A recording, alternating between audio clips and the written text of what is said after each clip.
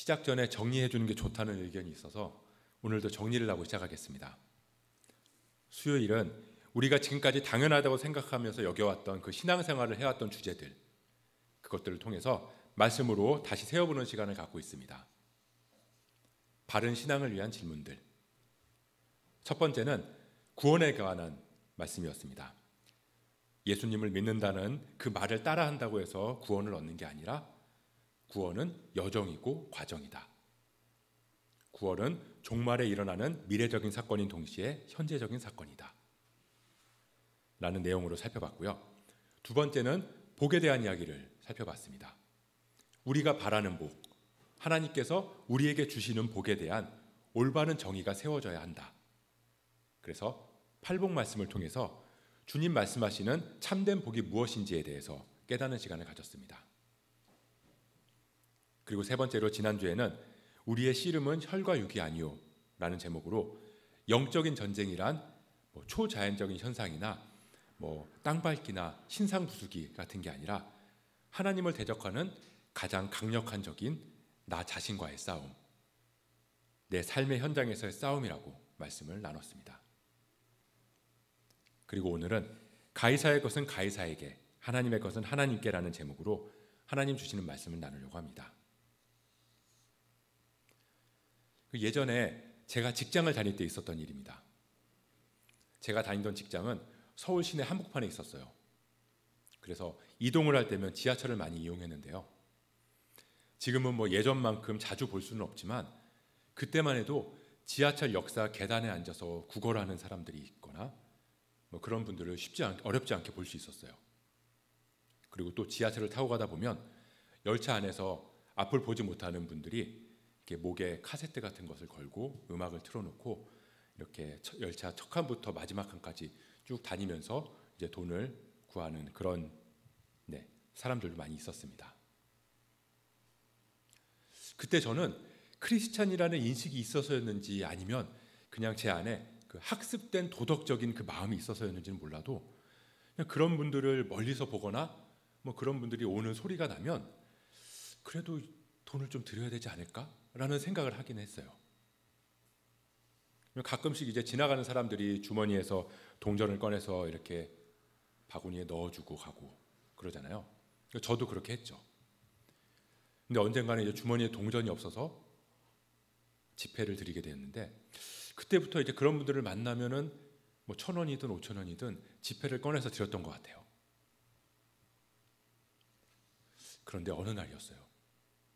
이제 낮에 거래처를 갈 일이 있어가지고 지하철을 타고 가는데 저 멀리에서 음악 소리가 들리는 거예요. 보통 이제 찬송가를 많이 틀어놓고 이렇게 가시는데 찬송가 소리가 저 멀리서 들려요. 아, 이제 구걸하는 분이 이제 오는구나 이렇게 생각을 했죠. 그래서 제가 조용히 지갑을 꺼내서 지갑을 열었어요. 근데 지갑을 봤는데 5만 원짜리만 있는 거예요. 그러니까 1,000원짜리도 5,000원짜리도 10,000원짜리도 아니고 5만 원짜리만 있어요. 분명히 돈이 있었는데 이거 어디다 썼나 이렇게 생각을 해보니까 다 그 돈을 쓰고 쓴 게 이제 생각이 나는 거죠. 그래가지고 그때부터 이제 고민이 시작됐어요. 이걸 어떻게 해야 되나. 음악 소리는 점점 가까워지는데 제 머릿속에는 수많은 생각들이 지나갔죠. 그래서 제가 결국 어떻게 했을까요? 두구두구두구두구. 당신의 선택은? 제 선택은요. 조용히 지갑을 닫고 주머니에 넣어서 눈을 감았어요. 그 당시 저의 형편에서 1,000원이나 5,000원까지는 괜찮았는데 이 5만 원은 좀 아깝다는 생각이 들었어요. 아니 사실 10,000원짜리만 있어도 그런 고민을 했을 거예요. 아깝다 이런 생각. 여러분들은 구걸하는 분들에게 얼마를 드리는 게 맞다고 생각하세요? 아니 그런 분들이 아니더라도 그냥 우리 주변에 도움이 필요한 분들에게 얼만큼의 도움을 주는 게 맞다고 생각하시나요?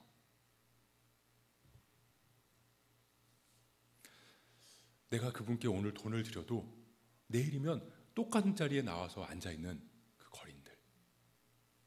가끔은 내가 아무리 큰 돈을 주고 도와드려도 형편이 전혀 달라질 것 같지 않다고 생각이 들기도 해요.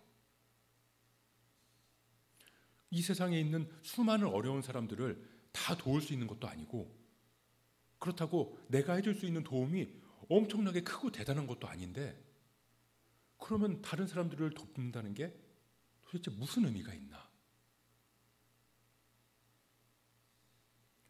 열차 안에서 바구니를 들고 다니시는 분들, 지하철역 안에서 찢어져가는 종이 상자를 앞에 놓고 구걸하는 사람들을 다 찾아다니면서 도와줄 수 있는 것도 아닌데, 그런데도 그분들에게 돈을 주지 못하면서 이 머뭇거릴 때 밀려오는 그 죄책감, 그 죄책감이 얼마나 큰지 10년도 더 된 그날의 기억이 저한테는 아직도 부끄러운 모습으로 남아있어요. 그리스도인들은 어느 정도까지 이웃을 도우며 살아야 하는 걸까요? 그리고 왜 이웃을 도우며 살아야 할까요?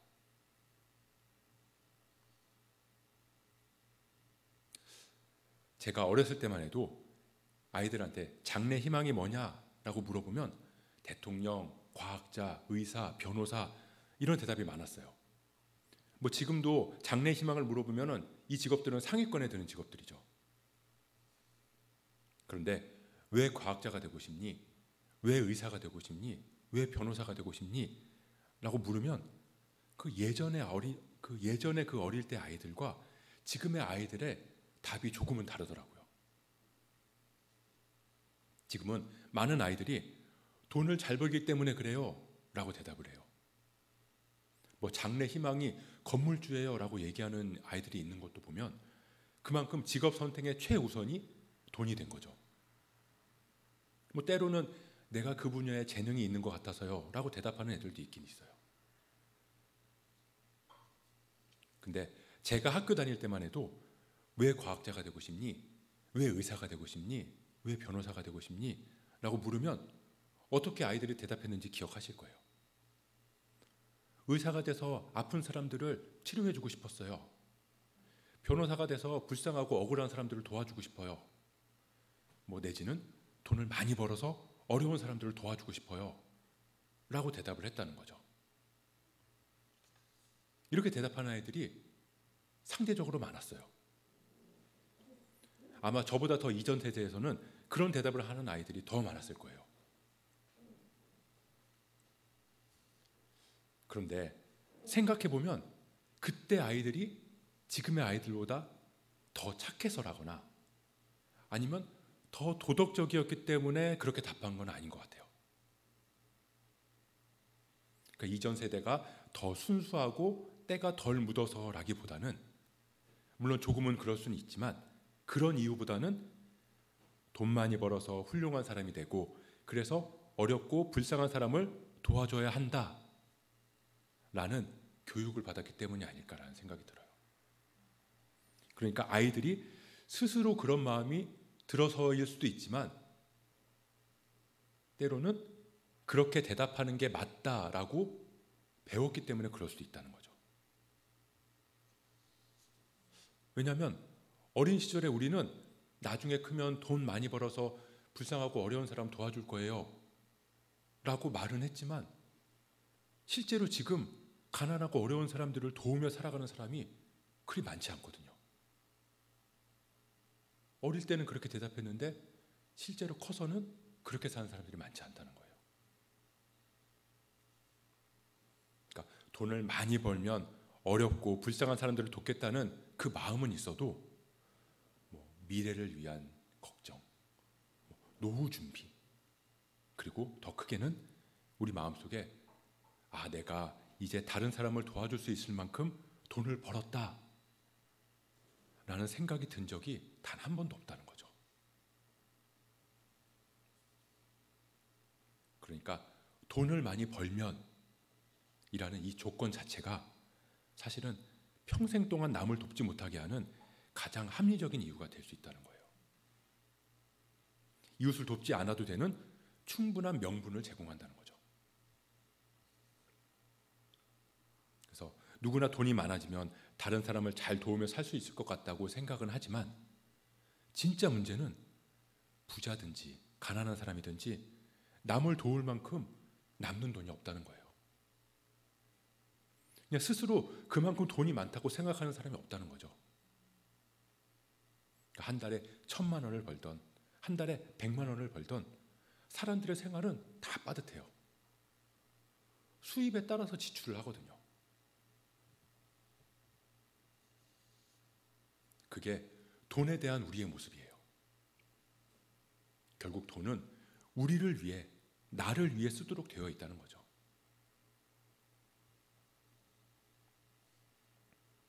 오늘 본문인 마가복음 12장은 종교 지도자들과 예수님이 논쟁하시는 이야기들이 담겨 있어요. 그 중에서 바리새인이 예수님을 책잡기 위해서 돈 이야기를 해요. 가이사, 황제에게 세금을 내는 게 옳습니까? 옳지 않습니까? 라고 물었어요. 그랬더니 예수님께서 사람들에게 동전 하나를 가져와라 라고 말씀하시죠. 그리고 이 동전 안에 형상과 글이 누구의 것이냐? 라고 물어보세요. 그랬더니 사람들이 말하죠. 가이사의 것입니다. 그랬더니 예수님께서 이렇게 말씀하세요. 가이사의 것은 가이사에게, 하나님의 것은 하나님께 바치라. 그런 예수님의 모습을 보고 서기관 중에 한 사람이 물어요. 그럼 가장 중요한 계명이 뭡니까? 그랬더니 예수님께서 말씀하세요. 내 마음을 다하고 목숨을 다하고 뜻을 다하고 힘을 다하여 주 너의 하나님을 사랑하라. 그리고 내 이웃을 내 자신과 같이 사랑하라. 첫째, 둘째라고 말씀하셨지만 이보다 더 큰 계명이 없다고 하신 것처럼 두 개의 계명이 하나로 연결된다는 거죠. 하나님 나라 백성은 하나님을 사랑해야 하는데 그 사랑이 곧 이웃사랑으로 표출된다는 말입니다. 그리고 마가복음 12장은 다시 돈 이야기, 가난한 과부의 헌금에 대한 말씀으로 끝을 맺어요. 돈을 누구에게 바쳐야 하는가? 돈을 어디다 써야 하는가? 라는 물음에 예수님은 그 돈이 누구의 것이냐, 누구로부터 온 것이냐에 따라 우리의 돈을 대하는 마음, 돈의 출처가 달라진다고 말씀하시는 거죠. 그럼 하나님의 것을 하나님께 드려라. 그게 무슨 뜻일까요? 하나님께 쓴다는 게 뭘까요? 헌금을 많이 하는 건가?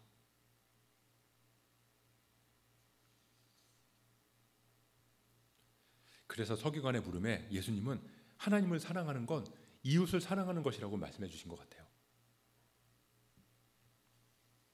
그리고 그것이 어떤 마음과 자세여야 하는지에 대해서 우리에게 보여주시죠. 그래서 이 세 가지 말씀으로, 이 세 가지 예수님의 말씀을 연관지어서 살펴보려고 해요. 먼저 가난한 여인의 이야기를 해볼게요. 마가복음 12장 41절에서 42절을 보면 예수께서 헌금함에 대하여 앉으사 무리가 어떻게 헌금함에 돈 넣는가를 보실세 여러 부자는 많이 넣는데 한 가난한 과부는 와서 2렙돈 곧 한 고드란트를 넣는지라. 가난한 과부 여인이 한 사람이 와서 성전에 와서 헌금을 해요. 근데 예수님께서 이 여인을 칭찬하시죠.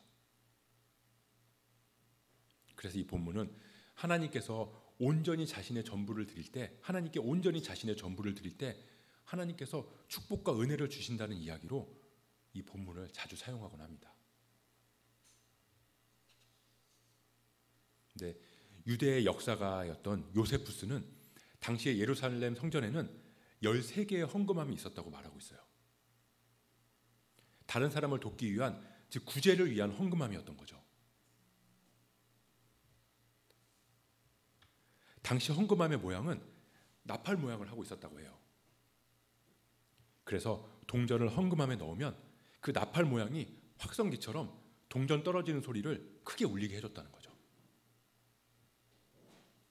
그래서 마태복음에 보면 예수님께서 이렇게 말씀하세요. 구제할 때 사람들에게 영광을 받으려고 너희 앞에 나팔을 불지 말라. 사람들이 헌금할 때, 구제 헌금을 할 때 진짜 나팔을 불었다는 말이 아니라 나팔 모양의 헌금함에 돈을 넣는 그 소리를 나팔 부는 소리로 묘사했다는 거죠. 아마 헌금함에 돈이 떨어질 때 그 소리가 굉장히 요란했던 것 같아요. 그리고 어떻게 돈을 넣어야 소리가 더 크고 요란하게 나는지 사람들은 알고 있었던 것 같고요. 예수님께서는 이 헌금함 맞은편에 앉으셔서 사람들이 헌금하는 걸 지켜보셨어요. 사람들이 길게 줄을 섰어요. 다들 헌금함에 돈을 넣어요. 이웃을 돕겠다고, 이웃을 돕는다는 마음으로 다 돈을 넣죠. 부자들은 와서 많은 돈을 쏟아 넣으면 촤락 하고 돈 내려가는 소리가 성전에 울려 퍼지죠. 그리고 적게 넣으면 딸랑 딸랑. 그래서 외식하는 사람들, 부유한 사람들은 헌금함에 돈을 많이 넣었어요. 일부러 사람들이 많을 때 하인들을 데리고 돈자루를 가지고 와서 자루채로 헌금함에 쏟아붓는 사람들이 있었다고 할 정도예요. 그러면 성전 안에 있는 모든 사람들의 시선이 그 사람에게 집중되겠죠. 이 헌금은 구제 헌금이에요. 율법도 아니고요. 꼭 해야 하는 헌금도 아니었어요. 그럼에도 불구하고 헌금하는 것만으로도 사람들이 나를 알아주고 그 돈으로 명예와 사람들의 인정을 살 수 있으니까 이 나팔 모양의 헌금함은 그 자체만으로도 사람들한테 헌금을 할 충분한 이유를 줬던 거죠. 그렇게 남을 돕겠다고, 그 구제하겠다고 헌금함에 돈을 넣기 위해서 몰려오는 사람들 가운데 예수님의 시선에 들어온 한 사람, 누가 봐도 가난해 보이는 이 여인, 허름한 차림의 이 여인은 아마 헌금하는 사람들이 다 돌아가기를 기다렸을 거예요. 부자들이 헌금을 다 하고 사람들의 시선도 집중되지 않고 그렇게 조용해졌을 때 그때까지 기다렸다가 헌금하고 싶었을지도 몰라요. 그렇게 다들 요란한 소리를 내면서 헌금함에 헌금을 넣고 간 후에 이 가난한 여인이 와서 조용히 헌금을 하는데 딸랑 딸랑 하고 소리를 내요. 랩돈. 이 학자들은 2019년도 자료를 보니까 한 랩돈이 지금의 500원 정도 가치가 있다고 얘기를 하더라고요.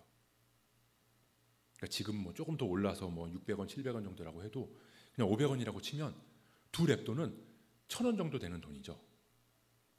500원짜리 동전 2개. 근데 사실 1,000원을 헌금한다는 게 문제가 될 일도 아니고 그다지 관심받을 일도 아니에요. 근데 예수님께서는 이 여인은 여기 헌금하러 온 모든 사람보다 많이 넣었다.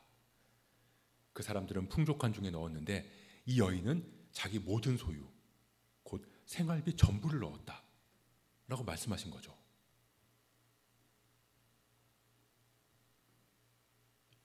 예수님의 말씀대로 이 여인이 넣은 돈이 2랩돈이 맞고 그게 정말로 생활비 전부였다면 이 여인은 무슨 생각으로 생활비 전부를 헌금함에 넣었을까요?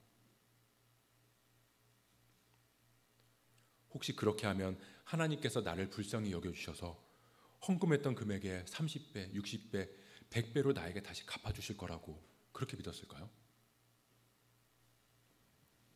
그러면 그 헌금은 순수한 헌금이라고는 할 수 없을 거예요.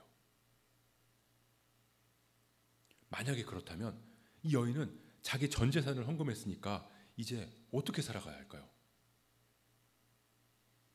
진짜 하나님께서 더 많은 것으로 채워주실 거라고 그렇게 믿었다면 그건 헌금이 아니라 투자잖아요. 투자한 거 아니면 거래한 거죠.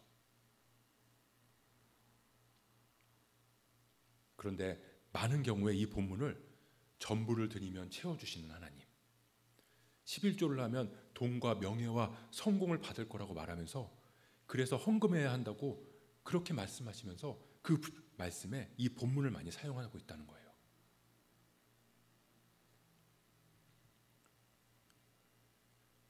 제가 좀 극단적인 예들을 지금까지 많이 보여드렸는데 오늘도 하나의 영상을 하나 볼 거예요. 3분 정도 되는 영상인데 먼저 한번 보시겠습니다. 11조와 줄 승수는 축복의 통로였습니다. 저는 이 두 가지 일을 통하여 부산 촌사람이 서울까지 왔습니다. 하나님이 얼마나 주신 물질 명예 막 진짜 하나님이 차고 넘치도록 주시는 거예요. 정말 제가 하나님의 은혜, 하나님의 긍휼이 아니면 어떻게 부족한 내가 거룩한 강단에서 거룩한 여러분 앞에서 거룩하신 하나님을 간증할 수 있겠습니까? 하나님의 은혜입니다. 예수님 뭐라? 없어 돈이. 그래가지고 물고기 잡아서 동전이 나오면 네 세금 내 세금 내거라 그러더니 베드로 요한하는 말, 은과 금은 내게 없거니와. 그게 뭔 말이요? 돈은 없다. 그 왜 그랬을까 보니까 그 어른들은 헌금을 잘 안 했어요. 기도는 무지하게 많이 하니까 능력은 많은데 헌금은 안 하니까 돈은 없어. 물론 그분들은 지금 우리하고는 입장이 다른 것도 알지만 어쨌든 원리가 그렇더라 그 말이죠. 나는 그래서 얘기합니다. 여러분, 기도 많이 하면 능력 받아요. 축복은요, 아브라함, 이삭, 야곱 다 축복받은 사람인데 공통점이 헌금 잘하는 사람들. 아, 그게 원리다, 그게 원리다 이렇게 얘기하면 아멘 그래야지. 아무튼 간에 여러분, 그러면 10원 가운데 자 이런 11조를 하고 나면 얼마가 남아요? 얼마나 남아요? 9원이 남아요. 9원이요. 하나님은 우리에게 9원의 축복을 주십니다.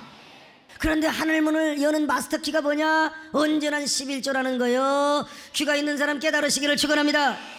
어떤 사람은 분명히 말이야 90세 100세까지 살아야 되는데 왜 회갑도 못 넘기고 말이야 죽느냐. 이게 기한전에 떨어지는 것일 수가 있어요. 여러분, 11조를 하는 자에게는 기한전에 떨어지는 재앙을 막아주신다는 것입니다. 여러분, 이게 하나님의 말씀입니다. 언제나 11조로 재앙을 물리쳐버리시기를 축원합니다. 이야, 저 사람들 예수 믿고 복 받았어, 예수 믿고 정말로 복 받아서 저거 교회밖에 모르더니 아니 저 어려운데 애기 말이요 학원도 제대로 못 보낸 것들이 11조를 잘하더니 아니 저렇게 발자국 칠 수가 있어 세상에. 야, 저렇게 부자 되고 저렇게 사명 감당하고 저렇게 부러워하는 사람, 여러분 이런 사람이 되시기를 바랍니다. 11조를 잘하면 이런 소리를 듣고 누가 영광을 받느냐? 하나님이 영광을 받으시는 거예요. 여러분들이 높아지란 말이 아닙니다. 어떻게 생각하시나요? 11조 하면 돈 많이 벌고 재앙을 물리치는 게 하나님의 말씀인가요? 헌금이 축복의 통로일까요? 하나님이 꼭 헌금을 해야만 축복을 주실까요? 예수님이 이 말을 들으면 뭐라고 하실까요? 이 여인이 돌려받을 것을 기대하는 마음으로 헌금한 거라면 예수님은 이 여인을 왜 칭찬하셨을까요? 그리고 만약에 이 여인이 전 재산을 헌금하고 나서 가서는 사람들에게 돈을 빌리고 구걸하면서 살아간다면 그 모습을 주님께서는 기쁘게 보셨을까요?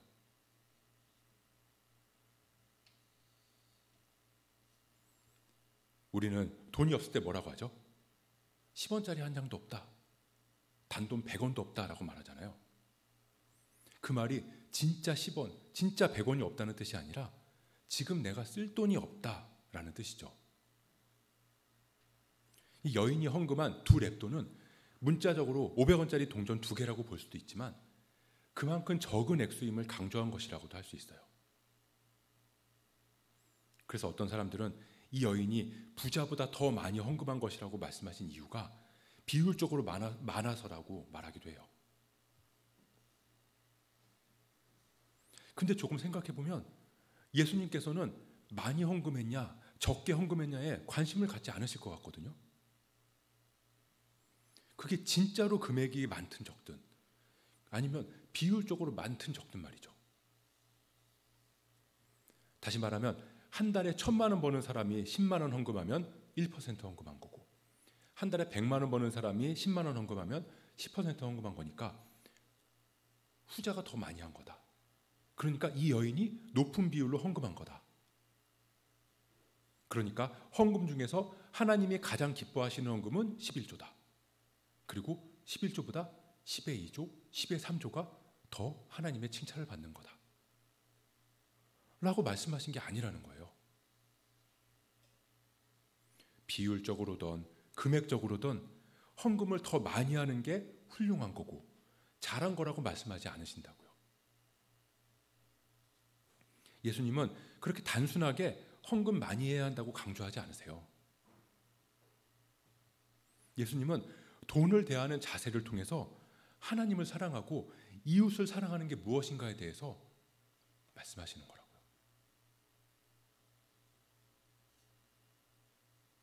두 렙돈이 생활비 전부였다는 그 말씀은 이 여인에게 이 돈은 정말로 꼭 필요한 돈이었다는 뜻일 거예요.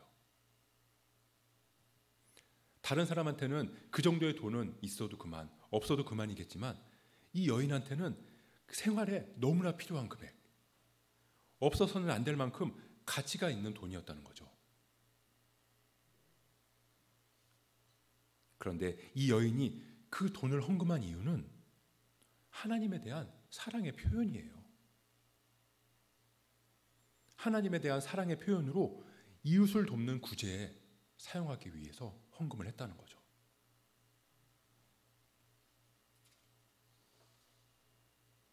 그리고 이 여인은 정말로 그 전 재산이 두 렙돈일 리는 없겠지만 그래도 그 돈은 현실적으로 너무나 아깝다는 생각이 들기에 충분히 큰 돈이었어요. 지하철 안에서 구걸하는 사람들에게 1,000원을 내주는 건 아깝지 않아요. 왜냐하면 1,000원이 저한테는 그렇게 큰 타격을 주지 않거든요.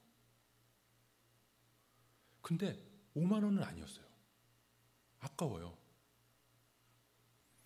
5만 원이라는 돈 그 자체가 엄청나게 큰 돈이라서가 아니라 그냥 그 당시 저한테는 그 5만 원이 제 삶에 타격을 주었기 때문이에요.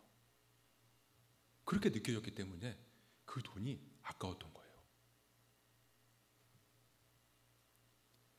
만약에 예수님께서 이 여인을 칭찬하신 이유가 하나님 사랑에 대한 이웃 사랑의 표현으로 나온 게 맞다면 여유가 생기면 이웃을 돕겠다는 말은 굉장한 자기 합리화라고 그게 분명하다고 생각돼요.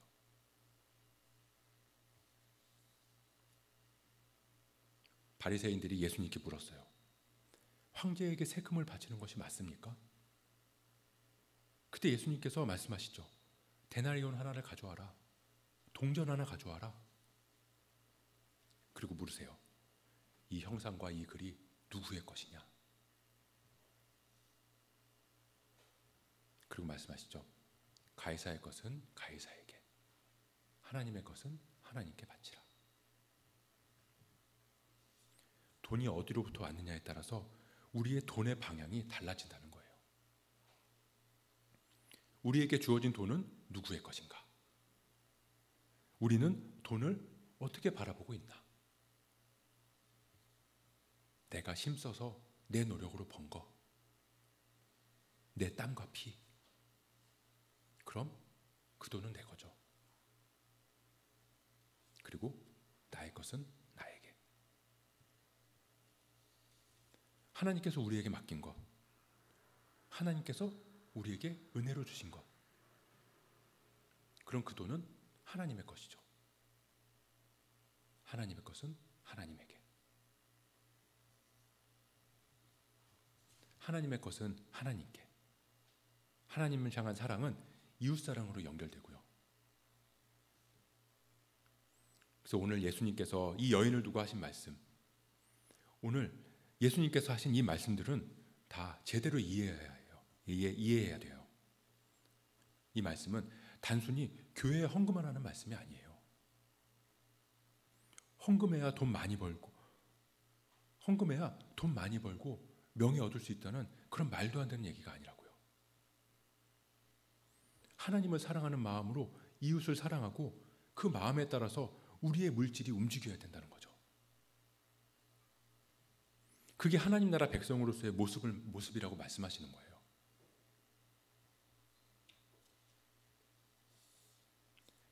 근데 그런 삶에는 굉장한 용기가 필요해요. 이 여인 역시 대단한 용기가 필요했어요. 교회에서 헌금하는 것하고는 상황이 달랐거든요. 교회에서는 다른 사람 눈치가 보여서 헌금할 때도 있어요. 근데 이 여인은 헌금을 하지 않아도 됐거든요. 아무도 강요하지 않았어요. 눈치를 주지도 않았어요. 오히려 헌금했다가는 그 소리 때문에 사람들의 비웃음을 받게 될 수도 있다고요. 그런데 그 자리에 와서 아무도 보지 않았으면 하는 마음으로 동전 2잎을 헌금하는 그 용기. 이 여인이 그렇게 용기를 낼 수 있었던 이유는 그 마음에 그렇게 살고 싶은 마음이 있었기 때문이에요. 그게 이 여인의 신앙 고백이었던 거죠. 이게 우리 그리스도인의 삶의 모습이고 교회의 모습이어야 하지 않을까라고 생각돼요. 가난한 여인 앞에 많은 부자들이 헌금을 많이 했지만 예수님께서는 그 모습을 보시고 어떤 말씀도 하지 않으셨어요. 그 이유는 그 사람들이 단순히 부자여서도 아니고요.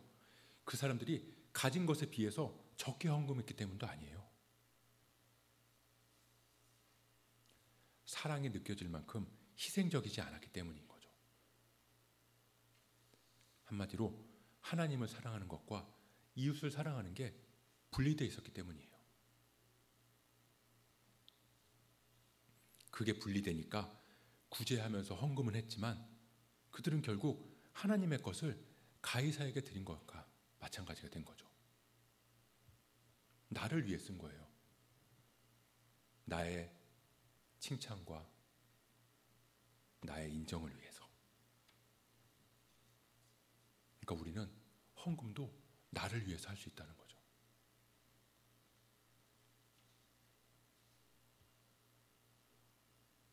근데 오늘 말씀은 돈뿐만이 아니라 우리의 모든 신앙생활에도 적용할 수 있어요. 남는 시간에 기도한다.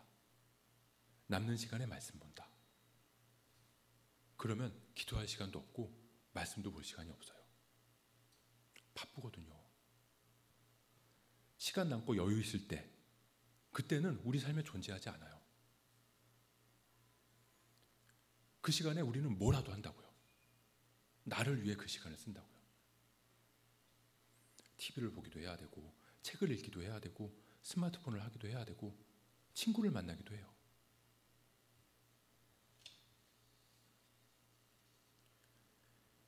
미국의 영향력 있는 도시 목회자 팀 켈러는 그리스도인들이 어느 정도로 이웃을 도와야 하는가라는 질문에 대해서 빠듯해서 심에 부친다고 느낄 정도라고 말하고 있어요.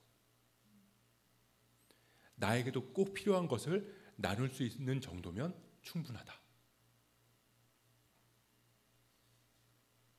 우리는 물질뿐만 아니라 우리의 시간, 우리의 헌신, 그리고 우리의 마음까지도 우리는 하나님을 사랑하는 만큼 우리의 주변 이웃들에게 힘써야 돼요.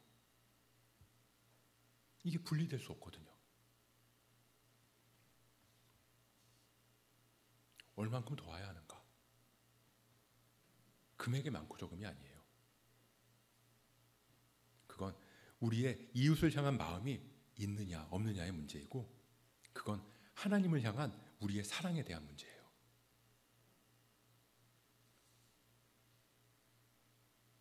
헌금이나 이웃사랑은 돈과 명예를 보상받는 통로가 아니에요.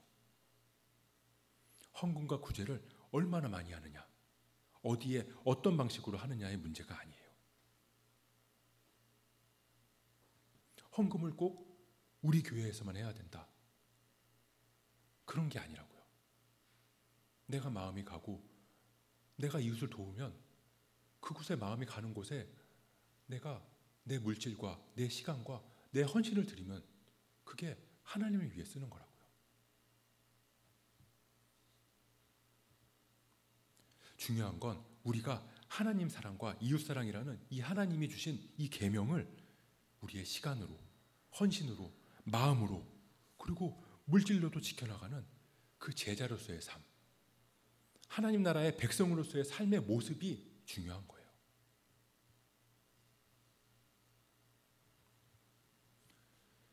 그렇게 우리가 우리에게 주어진 것들이 하나님으로부터 왔음을 고백하고 하나님 사랑과 이웃 사랑으로 주님의 뜻을 이루며 살아갈 수 있는 저와 여러분 되시길 주님의 이름으로 축복합니다.